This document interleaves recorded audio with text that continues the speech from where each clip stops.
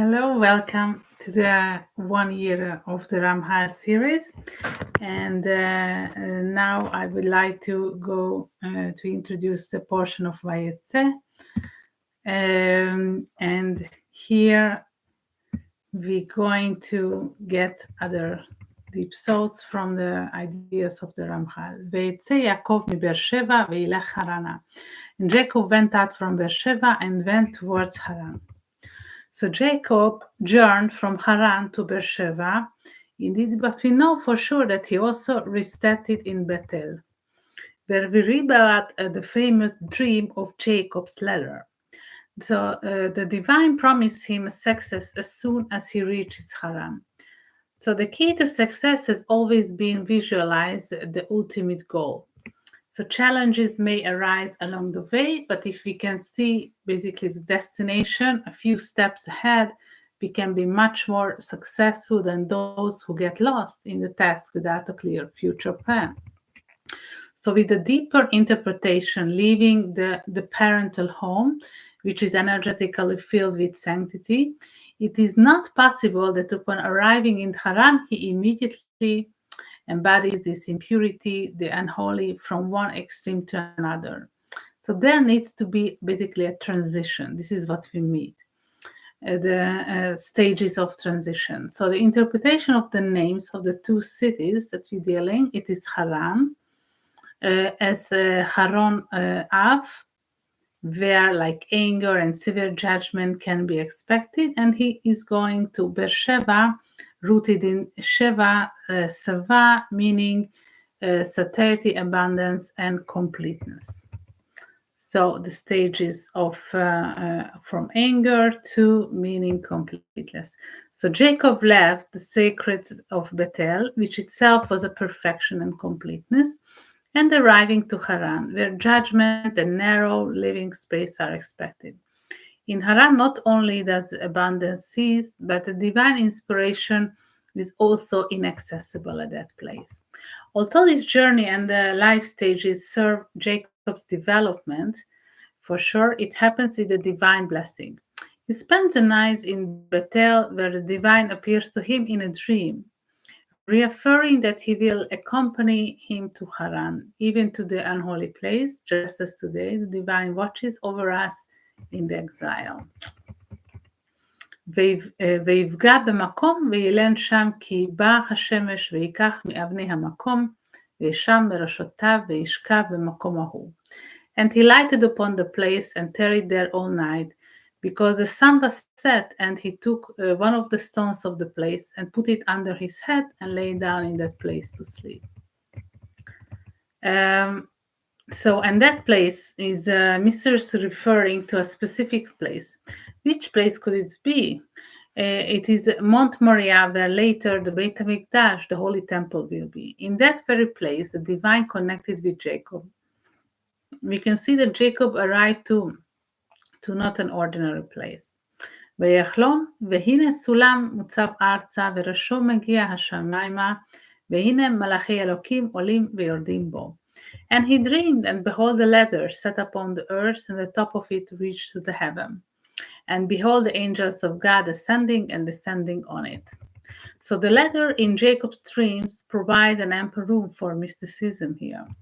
So these two connects the upper and the lower worlds created by the divine. It signifies not only the creation of the world by the divine, but also its supervision and care. So hashgacha pratit, and also klalit for pratit personal, and for klalit for all people. Exists, serving as a personal guardian for the faith of everything and also for everyone. So Jacob becomes the one who maintains a direct connection with the divine, becoming an insider and competent figure. So he becomes the link basically between the lower and the upper worlds. So this becomes crucial for later for him, as in Haran, he represents this pure energy alone. In his dream, the divine makes a promise to Jacob. So let's see what it is. והנה אנוכי עמך, ושמרתך בכל אשר תלך וחשבתך אל האדמה הזאת, כי לא אעזבך עד אשר עשיתי את אשר דיברתי לך. And behold, I'm with thee and keep the witsover through ghosts, and will bring thee back into this land. For I will not leave thee until I have done that which I have spoken of thee of. At this point, what Jacob needs to leave his father's house is confirmed, and the theft of the firstborn blessing not as a sin is committed, but as part of the greater plan of his tikkun. If Asaph had received the blessing, it would have a significant impact on humanity.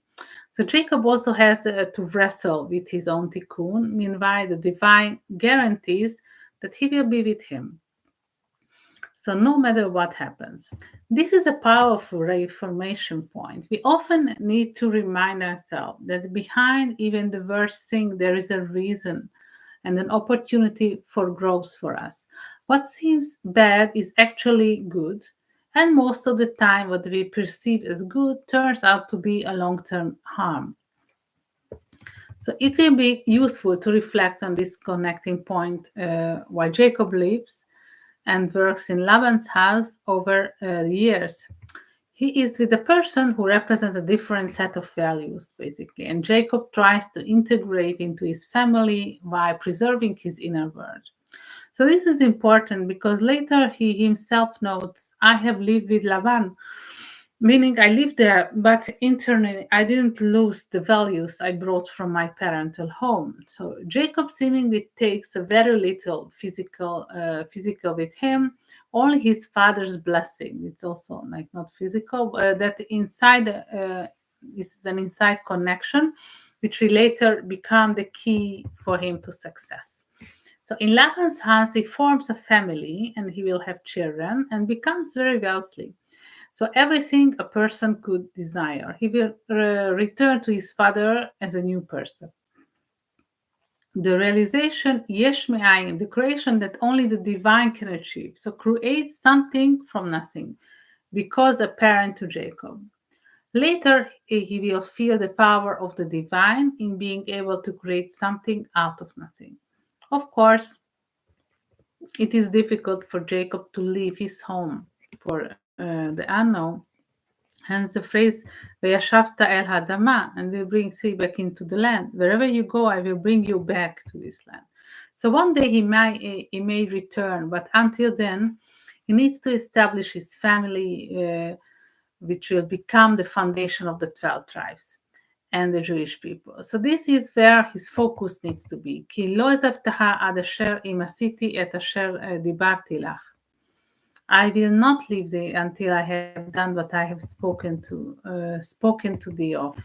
He will not leave the divine, will be his spiritual support. However, he must maintain his certainty for a long time, as he will spend basically 20 years at Laban. Okay, so he's going to have this internal development over there. ואחר ילדה בת ותקרא את שמה דינה. And afterwards she bore a daughter and called her name Dinah. So Laban misled and deceived Jacob, so giving him Leah instead of Rachel as the first wife. So Leah was a wise woman, bore 6 sons to Jacob: Reuben, Shimon, Levi, Judah, Issachar, and Zebulun, and 1 daughter, Dinah. The sun's energy entities are connected to the Chesed. By these female ones, Dinah is linked to the Sephira of Gvura, which signifies limits and judgment. So Dinah, it's the root of its din, that is judgment. So the origin of Leah's only daughter, Dinah name, begins to emerge as Dinah contains din and an additional hey letter. So typically male and female energies belong to the Chesed or Gvura. However, like here, upon individual examination, no one possesses purely male or purely female energies. A woman may have certain percentage of aspects of male energy as well, and vice versa. So these unique characteristics are not contradictions. They add uniqueness and excitement to our personality. So Dinah, as a female, is mainly associated with the Gvura, the Sephira of Gvura, while the brothers belong to the Chesed. And Shimon and Levi have aspects related to Din corresponding to this female energy. Dinah had other siblings, which is why it's not surprising that they, especially Shimon and Levi, defended Dinah's honor and avenged her disgrace with the inhabitants of Shem. So this was the reason they were specifically protecting her. Another example of the significance of the name. ותקרא את שמו יוסף, לומר יוסף השם לי בן אחר. And she called his name Joseph, saying, God add to me another son. So Rachel desperately wanted a son. Rachel was sister of Leah, and believing it was finally her turn to have a son, she thought that God could give her a child. Here we see her choice of name, Yosef, to add me another son. Another spiritual sephira, Yesod, it is manifested through this sephira through of Yosef. So Yesod receives the flow from the above sephirot, connecting the upper world of the Malkut. This is also why he was born later. Okay, so as he encompasses the attributes and energies of his older siblings. So Yosef, the letters is Yud, that is value 10, Vav 6, Samech 60, and Fei 80, totaling 156. As also has the same value of Tzion, that is Tzadi 90, Vav 6, Yud 10, and Nun 50. That signifying this excellence and encompassing previous sephirot and attributes, that's making it perfect. What Rachel requested, may God add another son to me. And so first was Yosef, and she had another son, Benjamin, the youngest of among the 12 brothers, and will also be Rachel's child.